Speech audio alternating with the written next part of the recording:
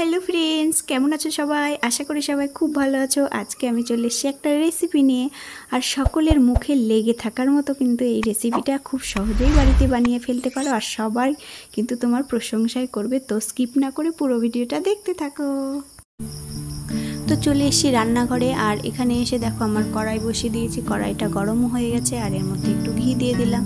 হ্যাঁ, আজকে আমি বিরিয়ানি রেসিপি তোমাদের সাথে শেয়ার করব, আর এটা খুব ইজিলি বাড়িতে রেস্টুরেন্টের থেকেও কিন্তু ভালো হয় এই টেস্টটা। তো আর খরচও খুবই কম, আর রেস্টুরেন্টে বিরিয়ানি কিনতে গেলে তো অনেকই দাম লেগে যায়, আর এই বাড়িতে এভাবে বানালে কিন্তু খুব সহজেই আর খুব কম সময়ে এটা কিন্তু হয়ে যায়, আর সবার মনের মতোও হয়ে যায়। আমার ছেলে মেয়েরা অনেক দিন থেকেই বলছিল বিরিয়ানি খাবো, তো এক্সট্রা করে মাংস রান্না করে বিরিয়ানি করতে গেলে অনেকটাই সময় লেগে যাবে।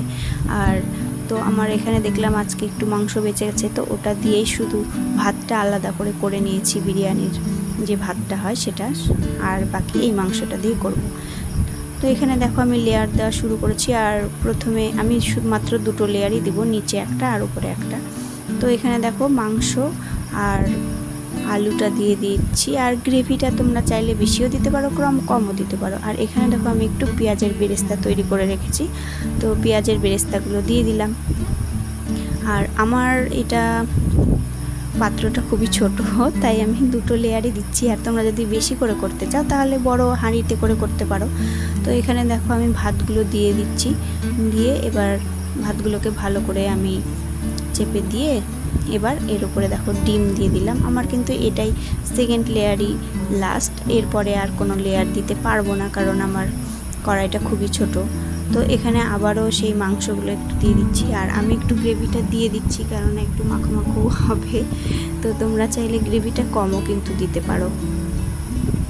আর এর আগে বিরিয়ানি করার যে জল হয় দেখো, কেওড়া জল, গোলাপ জল, মিঠা আতর, এই জিনিসগুলো এর আগেও একদিন করেছিলাম, তো আমার ঘরে ছিলই, তো বিনা খরচেই কিন্তু হয়ে যাচ্ছে। এগুলোর দামও খুব একটা বেশি না, 20 টাকা করে এগুলো লাগে, আর এগুলো থাকেও অনেকগুলো। আর এটা শুধু মিঠা আতর, এটা একটু কম থাকে, মানে এর আগে একদিন বানিয়েছিলাম আর আজকে দিলাম, তো তাতেই শেষ হয়ে গেল। এটা আর নেই, একটুই ছিল। আর এটা বেশি দিতেও হয় না, বেশি দিলে গন্ধ উগ্র হয়ে যায়। তো তারপরে আবার পেঁয়াজের বেরেস্তাগুলো কিন্তু আমি ওপর দিয়ে দিচ্ছি।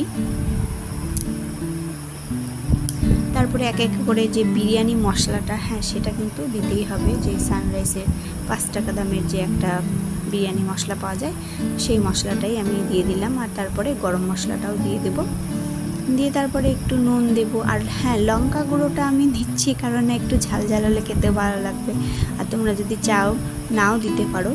আর নুন দিয়ে দিলাম, আর একটু চিনি দিয়ে দেবো, তাহলে একটু মিষ্টি মিষ্টি ভাবও হবে, যেহেতু আমি লঙ্কা গুঁড়োটা দিলাম।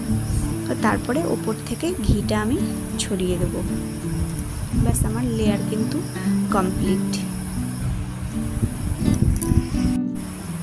তো এবারে উপর থেকে বাকি যে ভাতটুকু ছিল সম্পূর্ণটা আমি দিয়ে দিলাম, দিয়ে দেখো এটা ঢাকনাটা আটকে দিলাম। আর এই যে ফুটোটা ছিল এখানে একটা কাগজ দিয়ে দিলাম, যেন ভেতরের ভাপটা বাইরে বেরিয়ে আসতে না পারে। তো ঢাকনা দিয়ে আমি 10 মিনিট মতন রেখেছিলাম, আর 10 মিনিট পরে খুলে দেখছি এত অপূর্ব গন্ধ, গোটা বাড়ি বিরিয়ানির গন্ধে ছড়িয়ে গেছে, আর খেতেও কিন্তু এটা অপূর্ব হয়েছে।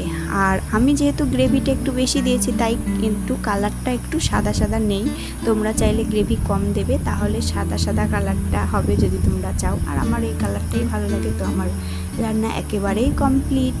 তো তোমাদের কেমন লাগলো কমেন্ট করে অবশ্যই জানাবে, ভালো লাগলে একটা লাইক করে দিও। সবাই খুব ভালো থেকো, সুস্থ থেকো।